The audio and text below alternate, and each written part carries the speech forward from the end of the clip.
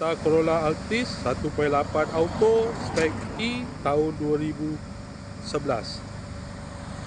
Kereta dah cantik, cat dah baru, condition semua okey lagi, tak ada masalah. Kereta ni hanya boleh loan kedai sahaja.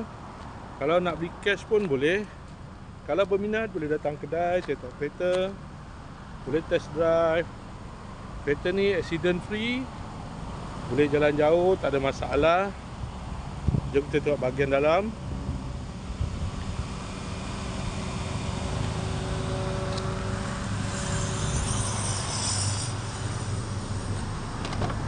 Dalam masih cantik lagi.